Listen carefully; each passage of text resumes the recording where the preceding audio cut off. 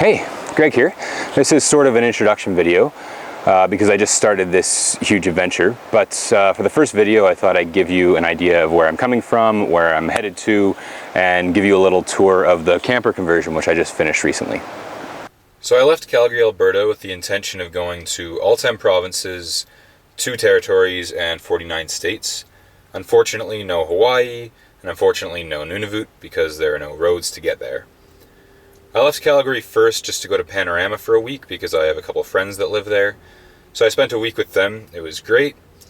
And then from there I went north to start the real journey. I went through Banff and Jasper and spent my first night camping at Beaver River, which is just outside of McBride in British Columbia. This is a picture of my entire route thus far. Hopefully in a year this will be a much larger photo. So now I'm going to give you a tour of my new home, which is a 2011 Honda Pilot. So this is my camping table area.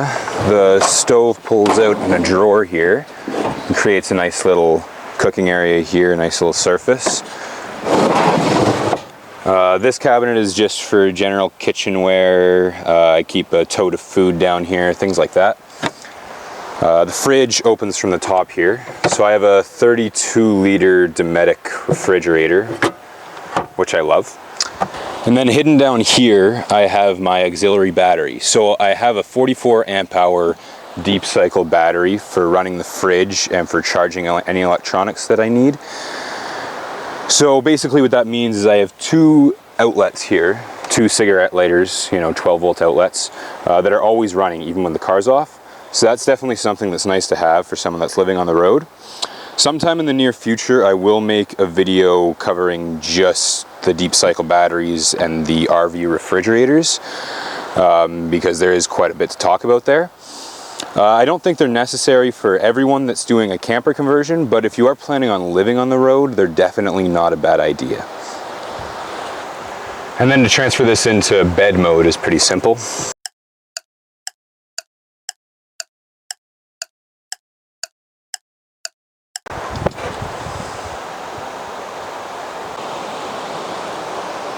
So this is what the front looks like when I'm driving, but then when I want to convert it into bed mode,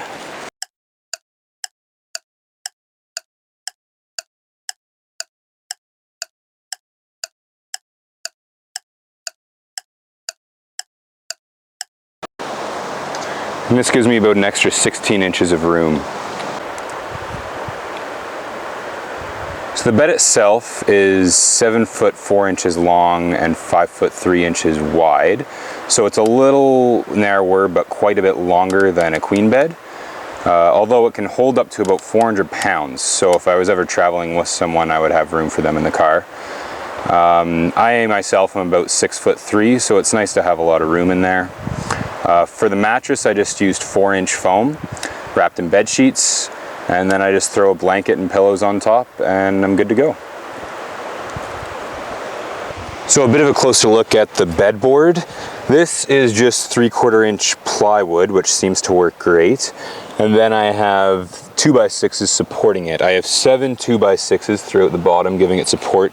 And it's also supported on my kitchen cabinet where my stove pulls out. And as far as the windows go, when I'm sleeping, I don't want light coming in. So I put together these window coverings. Basically what it is just plastic cardboard. You can get that at Home Depot or any hardware store. And I just cut it to size for each window and wrapped it in black fabric. So when you look into a window when I'm sleeping, all you see is black. So here's the window covering. I'll just show you how I pop it in. Just go like that. And it keeps the light out great. I use these suction cups just to attach my garbage and recycling to my car when I'm camping. And at nighttime I have these lights that I attach to my car. So I have one set of blue lights and one set of purple lights. I find they just add some character to a camper setup. They kind of look pretty cool. And I also have a white light that is more for functionality than looks, but I use that if I need to cook anything or if I need to do anything at the camping table there. So in summary, this is my basement, my attic, my bedroom, my living room, my kitchen, my bathroom, and this is my backyard. So for anyone watching who's considering doing their own camper conversion, I'll share a few things that I've learned. Number one is when choosing a vehicle, reliability and functionality are much more important than style or looks. Initially, I was going to go with a 60s model Volkswagen Type 2 van, the old hippie vans. But then I realized they're way too expensive, they're terrible on gas, can't go very fast with them, and they're terribly unreliable. So a Honda SUV seemed like the best decision for me for sure. Number two is keep it simple. When I was building the bedboard and the kitchen cabinet and everything like that, I tried to do it with as few moving pieces as possible. You know, it's nice to have the drawer and the shelf and things like that, but if you have too many moving parts, you're gonna get hinges that break, and the last thing you wanna do is woodwork when you're on the road. Third thing is, unless you have a really good idea of what you want it to look like, I would advise that you don't do curtains.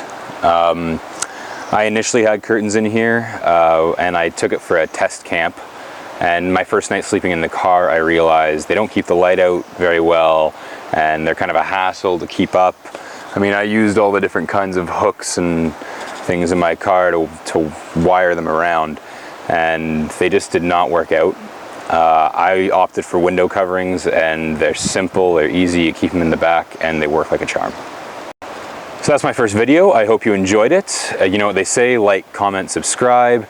I will see you same time, different place next week.